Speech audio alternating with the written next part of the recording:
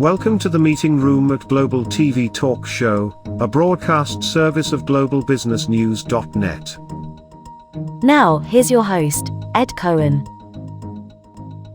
Hi, it's Ed Cohen in San Diego, California, and this again is Global TV Talk Show. A very special guest today is Julie Taylor, the headmaster of thebridgeschool.net, and Chase Eskelson from Verano Group. Welcome both. Thanks, Ed. Thanks, Ed. It's great to be here. No, it's great to see you guys. Thanks for getting up early. So here we are. It's November, and up in Big Bear, it's going to snow this weekend, but we're here in 75 degrees San Diego. So interesting times. Let's talk about work from home and education from home, remote education. Let's do a deep dive on this. It's been getting a bad rap. Some of the politicians and some others have been giving a bad rap to online education, but I don't think they know what they're talking about. I'm sure you agree with me, but let's show this quick video that will help explain to our global audience exactly what we're talking about, and then we'll get into a deep dive. Okay, Paul.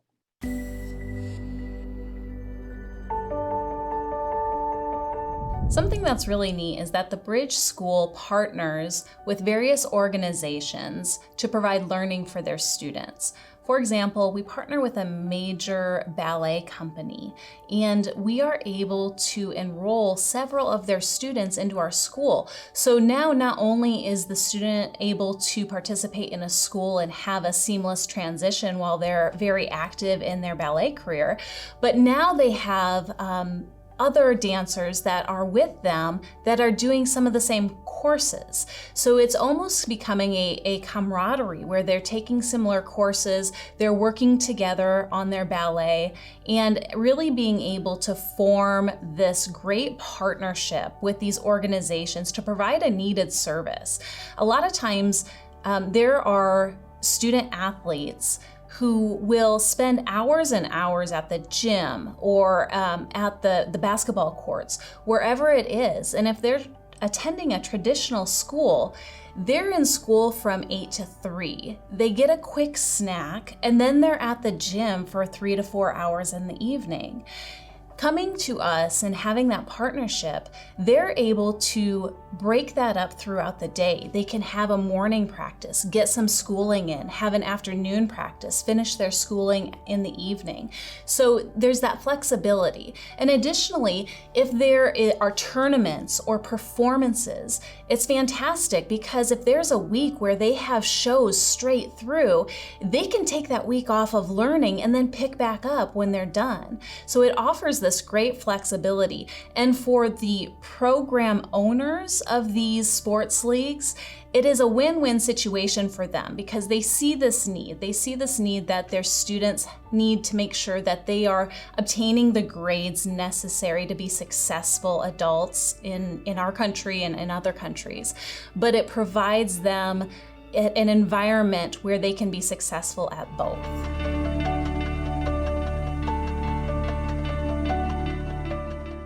Well, that's a beautiful video, and it tells the story very nicely. So, Julie, a lot of the issues have to deal with mental health, well-being.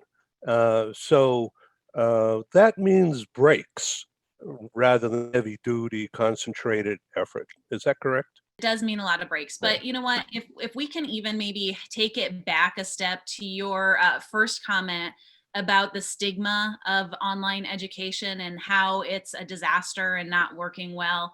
I think that Chase and I have each spent nearly 2 decades in online education apiece. And so we have seen and we have been a part of lots of research that shows that it can be done, and students can learn and be successful working remotely from home. But the difference is being able to set students up for success instead of trying to fit what works in an actual bricks and mortar school and plopping it into a Zoom room. So there's a big difference there. And I think that is the key. Wouldn't you agree, Chase? Definitely.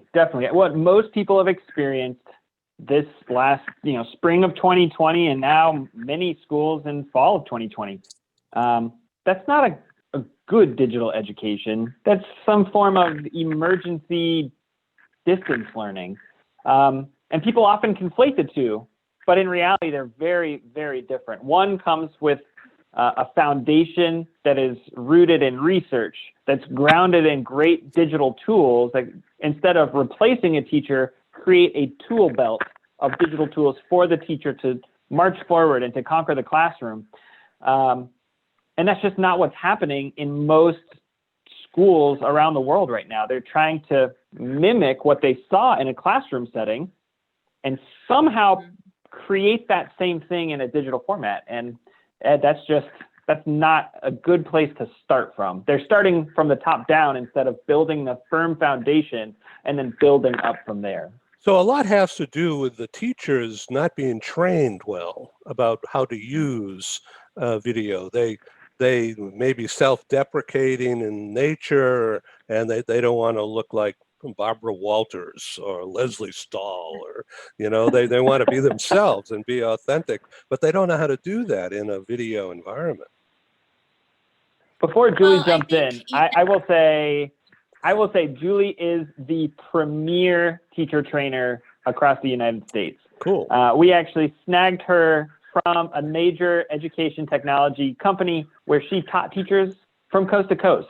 So I'm not going to jump in on this a whole lot, but I am going to make sure that people know that Julie isn't just kind of making it up as she goes, but this is literally what she has done as a part of the education sphere over the last 10 years. Okay, Julie, you're on. No pressure there, right? So, here's the thing is, when I started in online virtual education, it was back in the early 2000s, and it was in its infancy. And, I think we have learned a lot over the course of 20 years. Back then, we needed students to actually mail us work samples over, US Postal Service, and it would take us a week before we got those work samples. And so the feedback was very delayed. We would call the student and ask them, some questions to try and engage how they were learning. But now the tools are there so that teachers can have real-time data on how students are doing in the classroom. But like Chase said, it all starts with the foundational piece. And I think a lot of times teachers feel that having an online curriculum is going to replace what they're doing. And that's not the case. Having a really strong online curriculum is just giving, like Chase said, teachers another tool. It allows them to see where students need additional support in, and it allows them to invite the students that need support in one particular area. Instead of having a class of 40 or 50 people and doing a lecture style where they're losing the interest of the students, they're able to target the instruction to a smaller group, and it's more meaningful for both the student and the teacher. And I don't know, I would say that we don't want to knock what the districts and the teachers are trying to do this year. Like, they are working hard. We don't deny that. But when you've been in the industry for a very long time, you've seen the trends and you know what engages students and where students are checking out. So I think that this is not something that you can just flip the light switch and teachers are trained and know exactly what they're doing. It's a process that takes time. So how do you teach breathing? How do you teach taking a break, going for a walk? Do you take the video camera along and show this is what you do, students, in order to clear your head and clear your lungs? Well, that's a really great question. So one of the things that we encourage both our employees and our students to do is to take those mental check breaks throughout the day. And it can just be 5 minutes of walking around the block, just to get some fresh air, get some vitamin D with the sun, and really just work on not sitting in front of a screen all day long. It can be very easy to get lost in your computer screen. So that's the first part, finding something they enjoy doing that is away from the computer, away from the phone. But the other part is that we have implemented a social emotional learning component to our school. And what that is it's just the 5 to 10 minute bite-sized lessons that students can either self-select or teachers can assign to students that really help them understand the world we're living in and how to cope with some of the different issues that might come up. 5 to 10 minutes. That really has to be rehearsed, Lynn, doesn't it? Well, it's actually they're online lessons. So the Mm. teacher will be able to talk to the students about it, but it's on their own time. So it's not something that has to be direct instruction through Zoom. Chase. Mhm. Well, one of the things that's important, and as we kind of talk through some of these tips and tricks about working from home, I think they apply to both students, teachers, employees, like anyone who's listening, these will be applicable to. And while we, yes, have the social emotional learning tips and tricks that are queued up for students, we also have, as a part of our structure, a homeroom for the students to go through, but we also have meetings. I know at the Verano level, we have meetings and we kind of swap our tips and tricks for creating breaks. I know there are certain calls that are not required for me to be sitting behind a computer and on Zoom.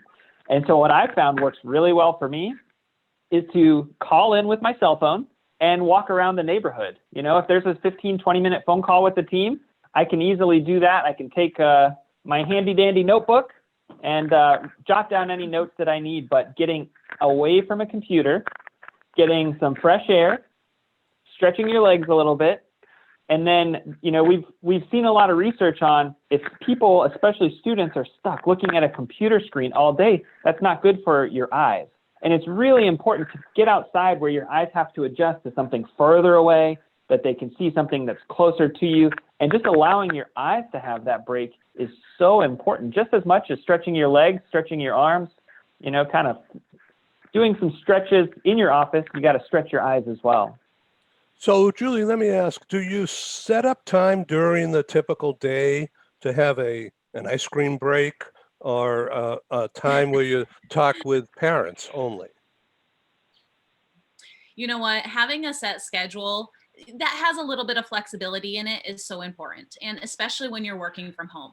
And this is not just students, it's not just teachers. You know, going into the pandemic, there is a huge shift in the workforce working from anywhere, or working from home, or working from anywhere.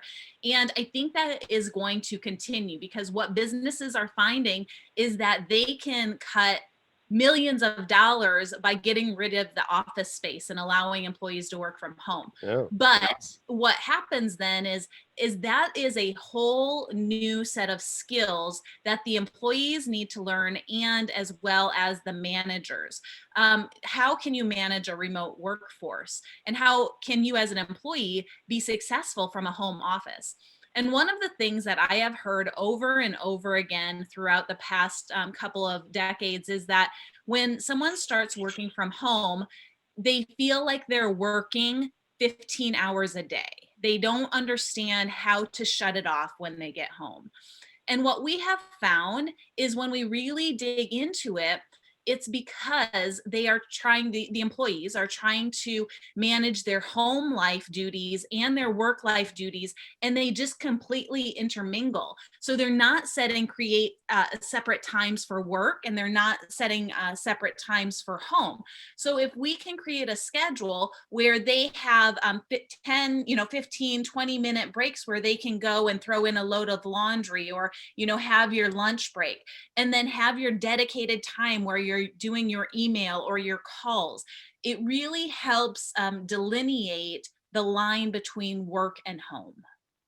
So what about the parents? how do you engage? It's about engagement now, isn't it? Get them on your side. Mhm. Yeah, absolutely. So the parents are key into a successful working at home environment. Absolutely. And having the parents involved with the students' learning is going to vary depending on the student's age, especially the younger ages, the K through 5 students. They're going to definitely need an adult at home who is helping them stay on track, helping them find the work and making sure that they're doing the tasks for the day.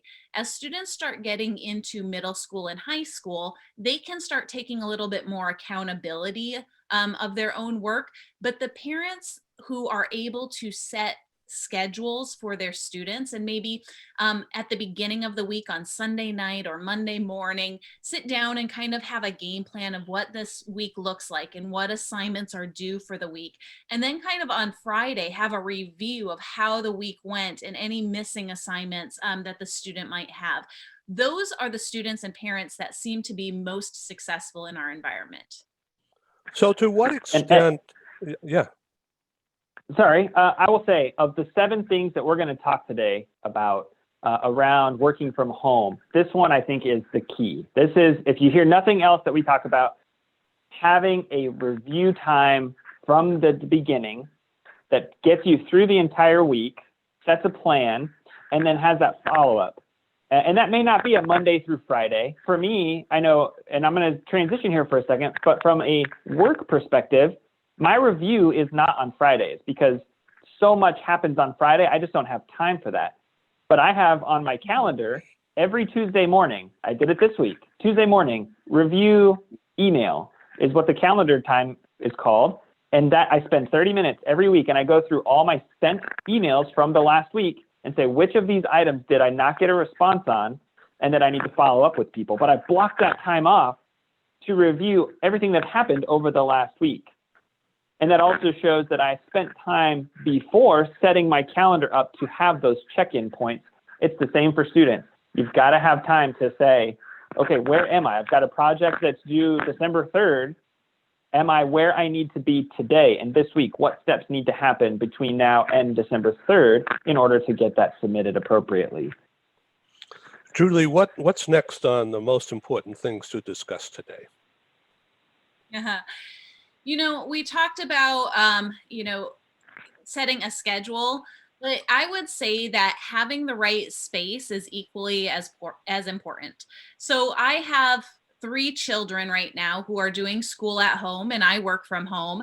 And so not only are we fighting over internet bandwidth, but we're also having our voices talking over each other. So having a space where students can interact with their teachers, where they don't have to be listening to their computer and another computer and trying to understand what's being said is very important, but also a space where you're not being distracted. So are you looking at the loads of laundry that you have to do? Are you looking at, your kids that are playing outside, having a space that you can focus in on? And Chase, I think you have a picture of an example space that we believe is, set up for success.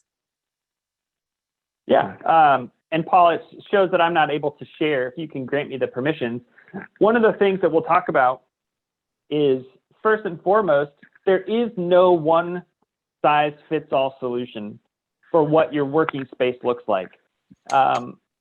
Thinking about one of the guys that's on our team,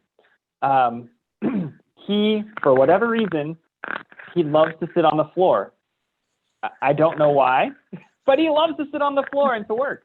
And there have been a couple of times where, I'm on the Zoom with him and he's got the fake background on behind him. And then all of a sudden he'll stand up and I'm looking underneath his bed and I'm like, what just happened? And I will say it's hilarious when it happens, but he is very good. If it's just us, he'll work on the floor. You got to know there's a time and a place for everything, right? When we're on with schools or school leaders or parents, he's at a desk. He's very professional. But that doesn't mean that there aren't times where you can work from the floor. Let me see here. And then another thing to think about is, what does your space look like? You know, Julie mentioned limited interruptions, but there's got to be this thought about good lighting. I know I've been on a lot of calls with people where they're very dark. You can barely see them. The background is dark and dull. And they just, it doesn't create an inviting conversation when you're on Zoom with someone. Beyond that, I think, Julie, that there's a noise pollution to consider here. My office is right here. I've got a nice big window. I look out into the front yard, and I've been on calls where the guys who come in and they mow and clean up the garden, they're right there. And then everyone gets to hear the lawnmower going while I'm talking. Not ideal. Definitely not ideal. Let's see here if I can get the screen. No, Paul, still not able to share, but that's okay.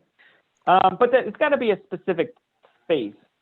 The other thing I will say is the picture that I was going to show, it shows a spot where he's sitting, and there's a desk, the computer that he's got to use. It shows that he's got a notebook. You'll often see me pulling this out when I'm in meetings. But that's pretty well it. You know, he's got a little plant on the front. If the plant is your thing, that's great. But something that's clean, organized, not disheveled, it creates just mentally a good place for you to work from. Yeah, and we actually, I mentioned before that we have done a lot of research into what works well. And for teachers and students, like for students, this seems obvious, but not allowing students to be sitting in bed when they're doing school. Like it's hard not to fall asleep when they're, propped up in their bed and they're listening to the teacher for the, past hour.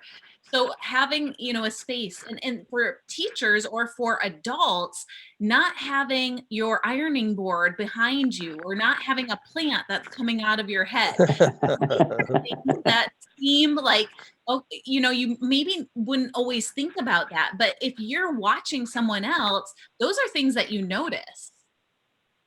Yeah, absolutely. I will say, Julie, one of the best ways to gauge how visually you appeal and look on Zoom is to find a trusted friend, invite them to your Zoom room, and just ask, like, hey, what could I do better here? And if it's a good friend, they'll be honest with you. Hey, you've got a fern coming out of your ear. You might want to adjust that 3 inches to the left, and it'll be perfect. And now a word from our co-sponsors. Our programs wouldn't happen without the wonderful support of our advertisers. Here they are.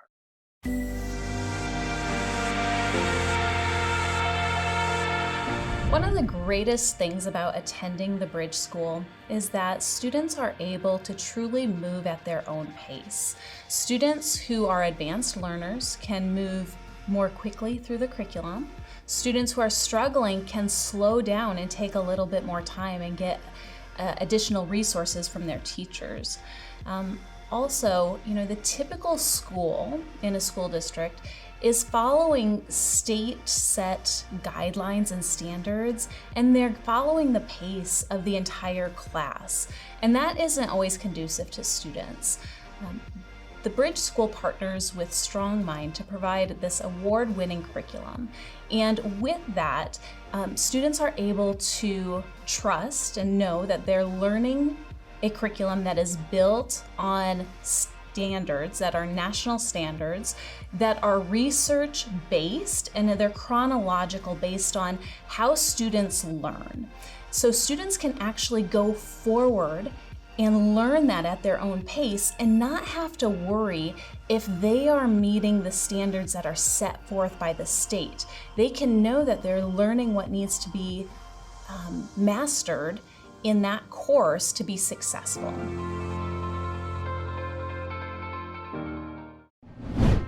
This episode of Global TV Talk Show is brought to you by The Bridge School, the accredited international online private school of choice at bridgek12.org. Porch Light Rental and Destination Services. Reduce renter lump sum or managed relocation costs. Find them at porchlightrental.com. CubeMonk, featuring the world's first smart cube. Welcome to the future of moving and relocation at cubemonk.com. Primestone Partners, featuring corporate, government, and developer housing solutions. Find them at primestonepartners.com. And by Airs. With our full range of services, we can help design and manage your international relocation. Find us at airs.com. And by International Auto Source. We are the vehicle experts for expats, featuring all major brands of automobiles. On the web at intlauto.com. Hi, Rob and Eva. I just want to say thank you guys to support me to purchase my new vehicle here in USA. And we are enjoying a lot this new vehicle, Mateo as well. Say hello, Mateo, to Rob and Eva. And thank you so much. Have a good day. Bye-bye. As an expat moving to the USA, relocating is exciting, but it can also be stressful. Getting a car, truck, or SUV for personal transportation is usually a high priority. That's where International Auto Source comes in. We make getting the vehicle you want for your work assignment or academic program easy, so you're ready to drive when you arrive.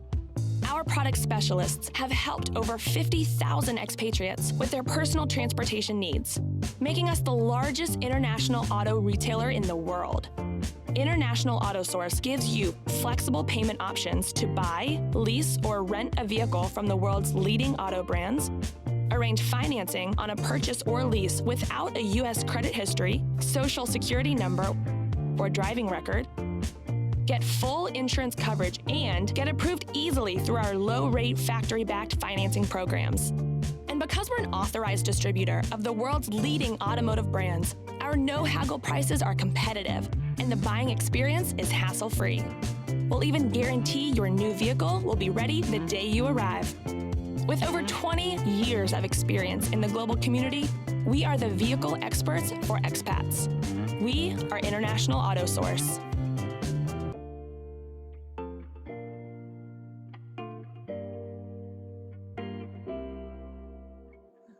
So a lot of people are self-deprecatory, and they don't think they're TV stars, as I mentioned earlier.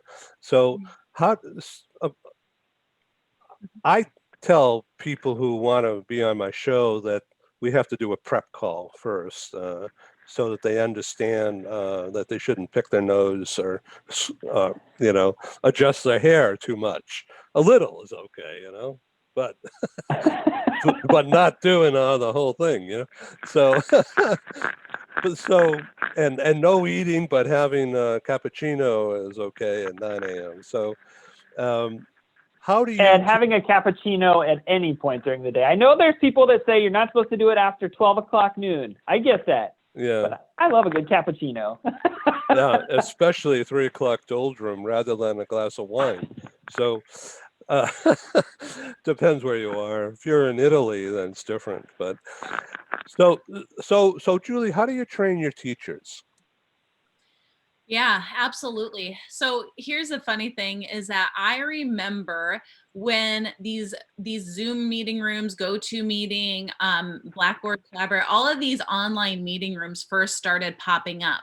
And it was really before you could even have like a video, if you used a video, the quality of it was really bad. So we started doing parent information sessions. We didn't even use it for teachers when they first came out.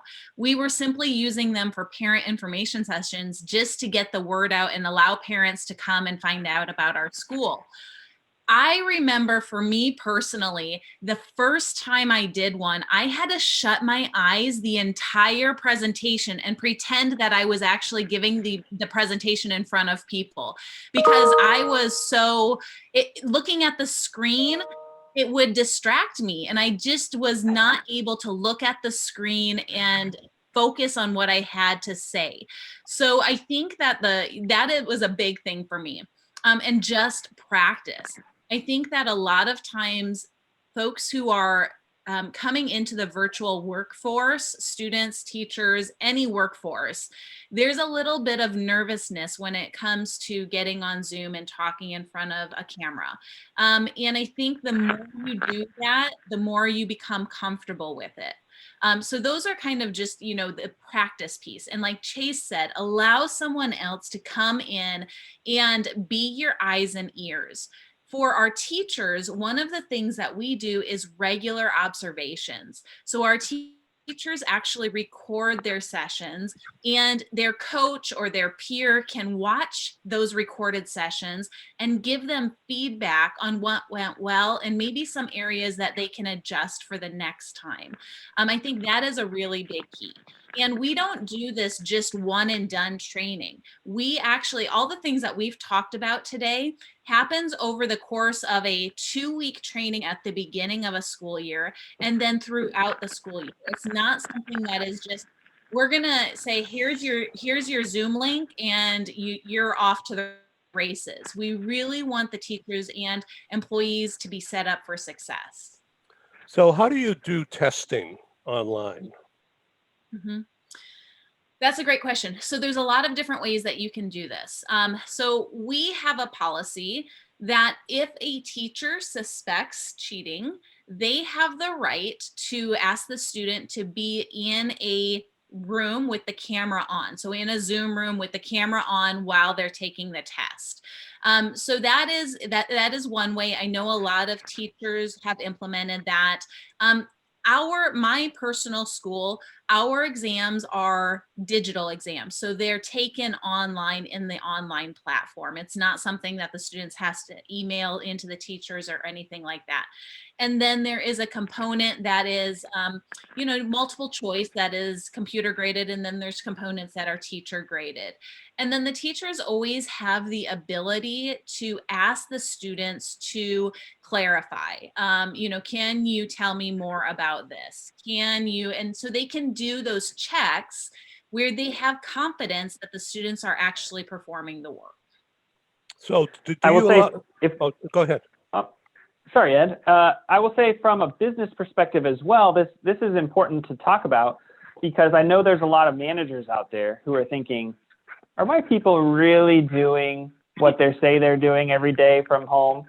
And there are some tools that can help guide that, whether it's taking a test in a school format or whether it's making sure that your employees are, looking at emails versus looking at Facebook.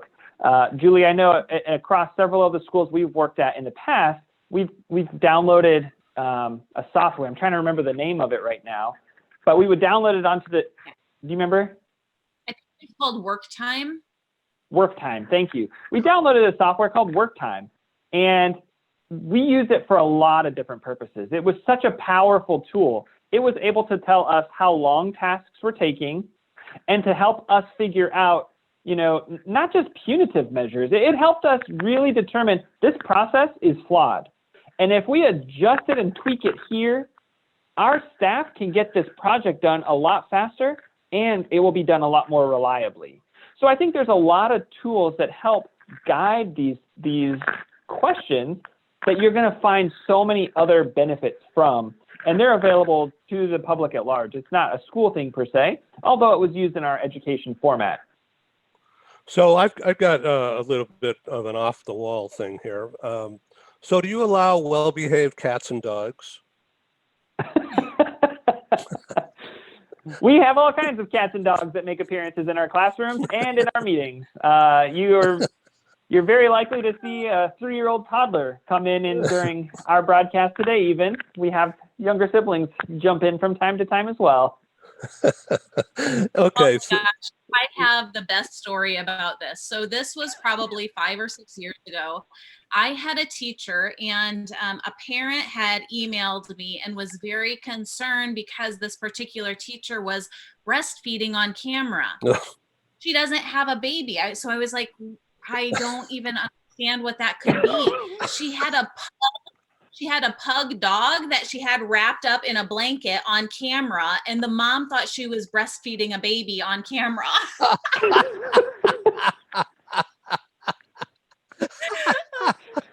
So there's a perfect example of, make sure what you're doing is visible and, aware of what others might be seeing. I think you got to take that clip and put it on reality TV. Like, would you believe? That's funny.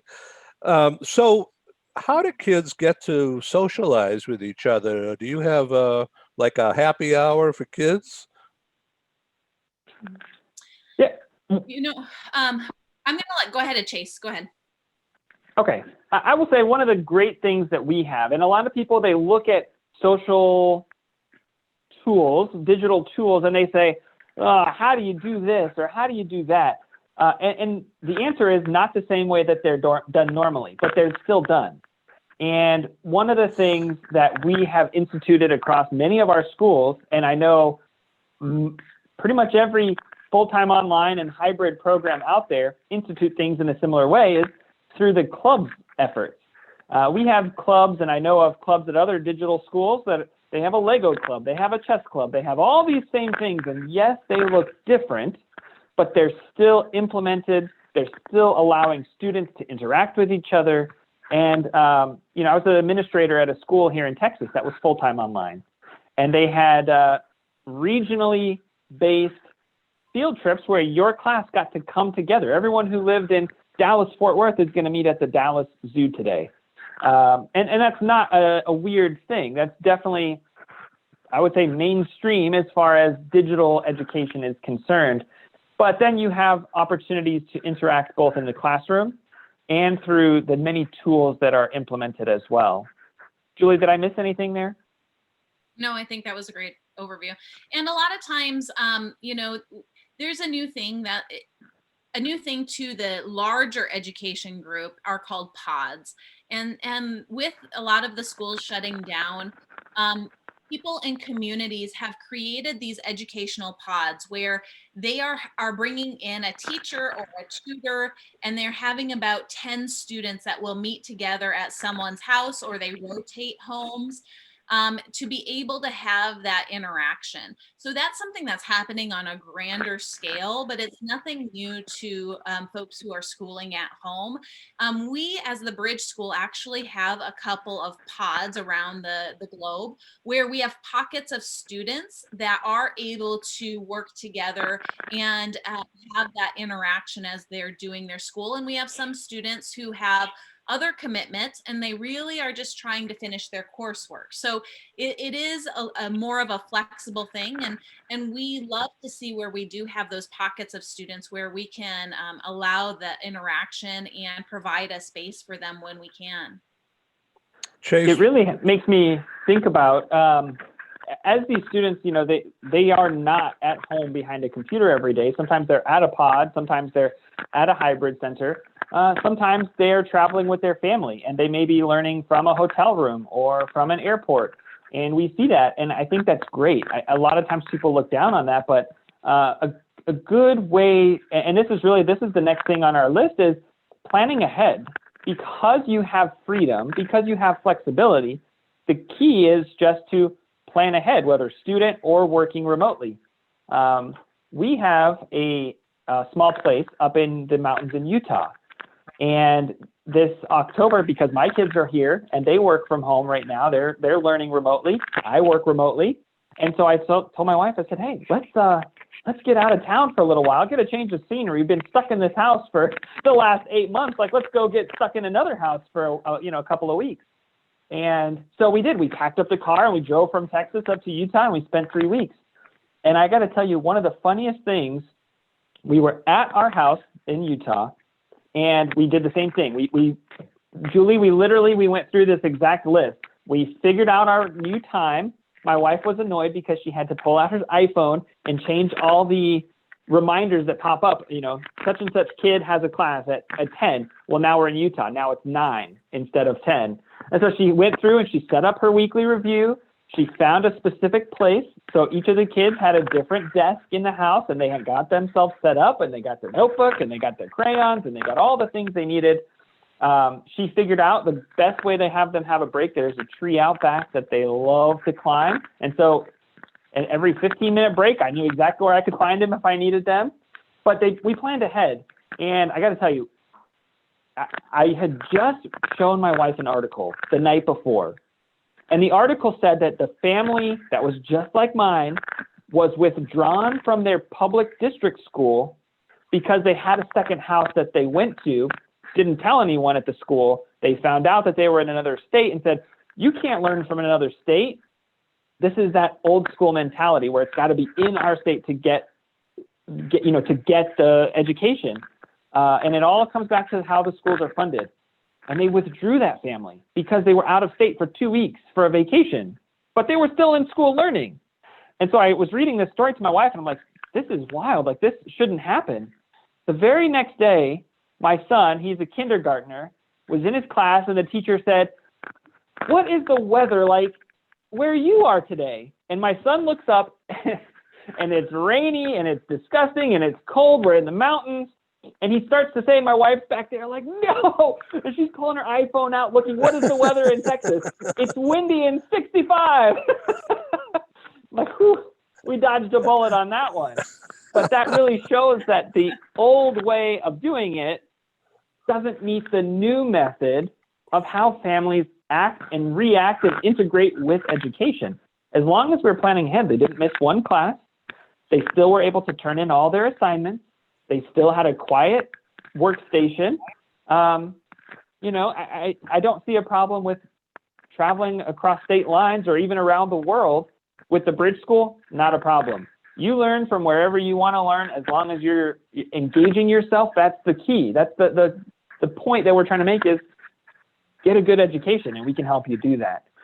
From one more piece, I'll say, from a business perspective, if you plan on traveling, Ed, I know a lot of people, I read a lot of articles about California, and they're telling, Google, Twitter, all these places are saying, your employees can work remote. And so what are these folks doing? They're hightailing it out of San Francisco. Why would I pay some of the highest property tax rates in the nation when I can, move back home to Wisconsin or Minnesota and pay a quarter of that? The one thing I'll note, if anyone's thinking about doing this, the number of days that you're in a specific state will determine your tax implications. And then number two, you need to verify that where your paycheck is going. And note that sometimes employers will reduce the amount of money that you're making if you move to another state. I've seen that a lot of times as well, Right. especially from the Silicon Valley. Tax implications. So as we come to a close in the next 6 or 7 minutes or so, Julie, allow students to, some students are more advanced in technology than others, or in certain ways, or they have hobbies. Do you allow them to hold up their toy or their experiment and talk about it extemporaneously? Yeah, I think that I just had a conversation with a parent yesterday, and her son is a sophomore, I believe, in high school. So he's not holding up a toy, but she was telling me that it amazes her how the teachers can create a connection with the students. And her son actually feels like these are his teachers, that they know him and that they really know his abilities. And she was amazed at that because she talked about how her older daughter had done some online programs. And with her daughter, it felt like she just had a proctor who was grading the assignments. And she was so thankful and impressed that teachers can really make a connection virtually and it not feel fake. Cool. Wow. Yeah. God, I'm so impressed with what you guys have thought through and developed.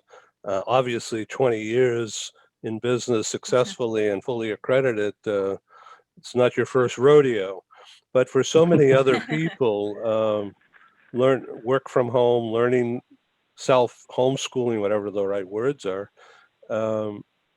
It needs to have a level 101 explanation over and over again.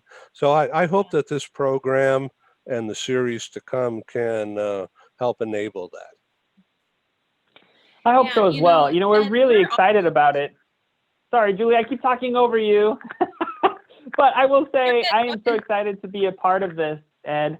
We talked about it at the beginning, but I think just the last piece to be so considerate of is just to consider your mental and emotional well-being. 2020 has been crazy.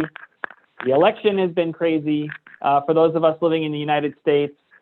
Being stuck in the same house, looking at the same four walls, like these things are not beneficial for your mental well-being. And I want to encourage you, get outside, get some sun, get some vitamin D, get some fresh air, move, walk around, get an elevated desk, maybe take your phone call walking.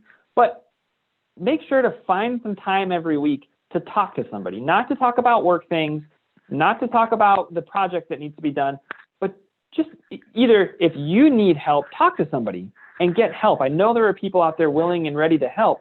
But additionally, if you are feeling good and things are going great, find some time to reach out to others on your team and just check on them as humans, as people, not as employees. And just make sure that everyone is doing okay, because this is difficult. It's not easy. And I know a lot of people who are listening, regardless of school or work or whatever, check with your company, your school, whatever, that they may offer tax incentives. They may offer some funding for wellness initiatives. You know, there's a lot of opportunity out there, and I think that's so important. We've worried so much about physical well-being with COVID, but nobody, absolutely nobody, is talking about the mental and social emotional well-being in 2020. And I just think that's so important. And it's something that we really strive to work with our team and our students on, and I would encourage others to do that as well. So I think that in the next show that we do, we should have a segment on that, if I may suggest, and I'll endeavor to secure at least one psychologist to join us. So Julie, as you can see, I'm standing up now. I have an elevator. I'm doing a stretch. Maybe if we can do calisthenics like YMCA or some, move around. There are some Julie, online yoga. Oh yeah, there you go. There we go. The good news is, Ed, Julie is a certified yoga instructor, so we're set over here. Oh, Julie, thanks for being who you are. This is great. Thanks. This is fantastic. Okay. I'm really excited. So what should be the headline for the next show? What should we look forward to? Well, I think next is we were going to talk about solving expat and education mobility problems. I think if we want to look at either the next show or the show after that, some social emotional well-being and some of the maybe tips and tricks that we've come up with for our students and staff, one of those two would definitely be on the docket for next week. All right, Thanks, the bridgeschool.net. Yep. Okay, that's cool. Thank you for joining us in the meeting room at Global TV Talk Show. Have a wonderful day, and stay safe.